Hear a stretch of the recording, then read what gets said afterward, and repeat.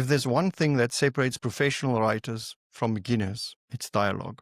Dialogue is the lifeblood of a novel, a short story, or even a movie. It's how readers hear your characters, how they react to your characters, how they connect to them, and how they stay immersed in the story. Great dialogue can make a flat scene unforgettable, reveals character, builds tension, and drives the plot forward without you even noticing. But bad dialogue, it pulls the reader right out of the story. It sounds fake, it feels clunky, and the truth is most readers, agents, and publishers won't keep reading after that. I'll tell you how many times I've opened a submission, gotten 2 or 3 pages in, and just know instantly whether the author understood dialogue. Even talented storytellers lose readers when the conversation on the page just doesn't sound real. That's why dialogue is non-negotiable. It doesn't matter if you're writing horror, romance, fantasy, or even a screenplay.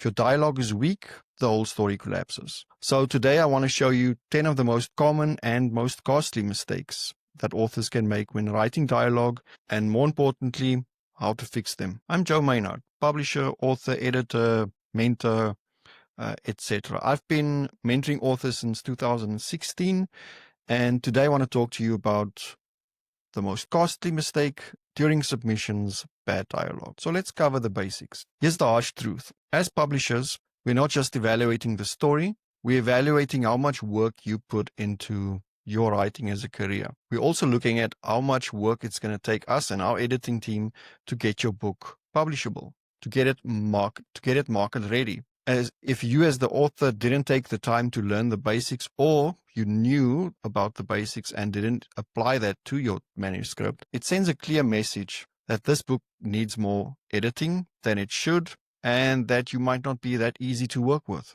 That's why many submissions don't make it past the first chapter. Not because the story is bad, but because the basics are off. And if your reader is a literary agent or a publisher, that first impression really does matter. Before I continue, I'd like to quickly tell you about our community here on YouTube. Our goal is to bring fans and creators of all things dark and scary under one welcoming roof. Whether you're a writer, a reader, a filmmaker, an actor, an artist, or just a fan of dark and imaginative storytelling, no matter the format, this channel is your home.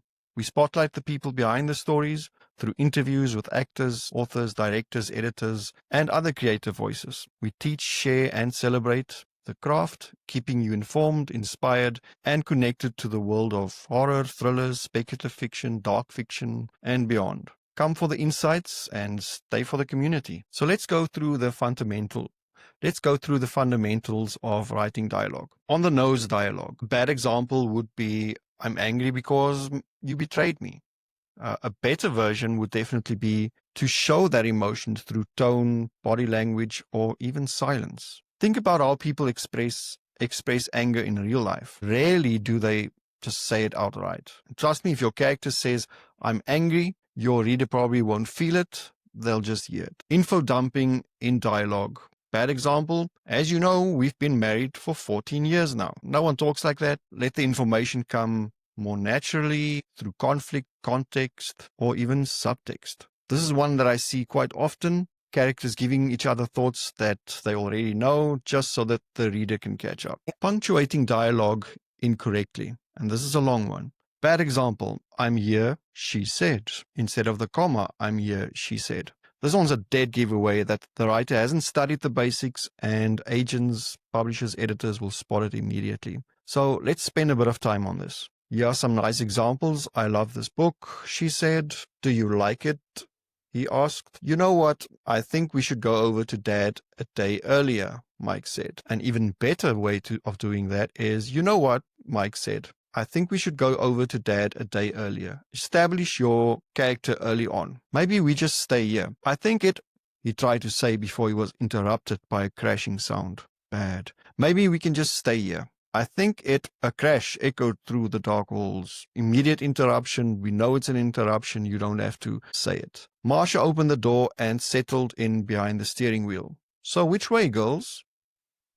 Marsha opened the door and settled in behind the steering wheel. So which way, girls? Establish who's talking, where they are, correct punctuation instead of the comma. Let's go, he said.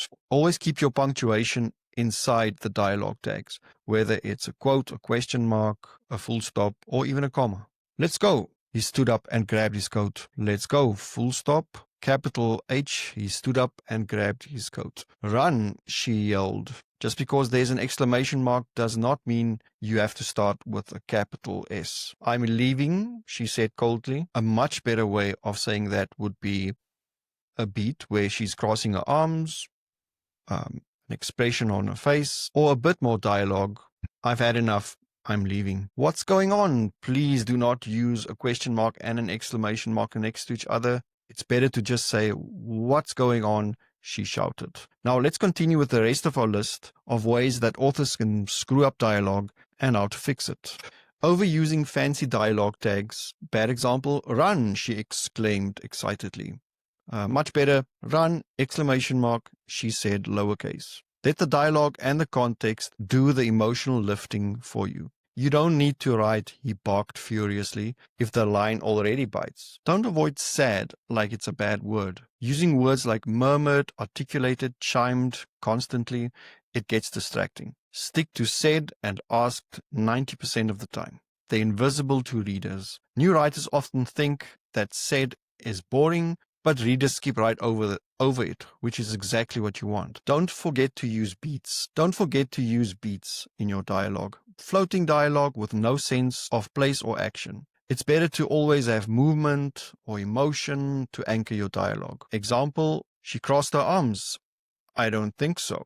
Without beats, your character sounds like talking heads in a void, and no one wants to picture that. Number 7, characters all sound the same. It's bad if every character speaks in the same author's voice. A good exercise is taking a screenplay and just scratching out the speaker to see if you can pick up on the subtle differences between the characters. Give each one of your characters a distinct tone, rhythm, and even vocabulary. If your villain sounds exactly like your quirky best friend character, something is clearly off. Writing dialogue that's just too perfect. A bad example. Long, polished monologues no one would actually say. It's better to use contractions, sentence fragments, and even interruptions. Real people talk. A bad character will sound like he's doing a presentation in front of a bunch of professors. Number 9, too much small talk. It's bad to just have, hi, hey, how are you? How have you been? Fine, thank you. How's the weather?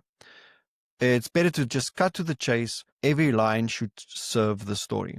Readers don't need 5 lines of greetings before the plot shows up. A lack of subtext and tension is also bad. Every line shouldn't say exactly what it means. It's better to use misdirection, power imbalance between your characters, or even what's left unsaid. Sometimes what a character doesn't say is more powerful than what they do. And that is exactly why we sometimes need less dialogue and more actions and reactions. Physical movement, descriptions. Say, wow, looks like we went through that pretty fast. Yeah, just a few other basics to keep in mind, or basically a refresher. A dialogue tag is a word like said, asked, whispered, shouted. Keep it simple. It identifies who's speaking. Like I said before, said is your best friend. It's nearly invisible to readers. Start a new paragraph every time your speaker changes. Keep character actions at the beginning of your paragraph before the dialogue comes in. Mastering these basics will make a huge difference in how professional your work feels, and once the foundation is solid, you can focus on crafting dialogue that drives the story,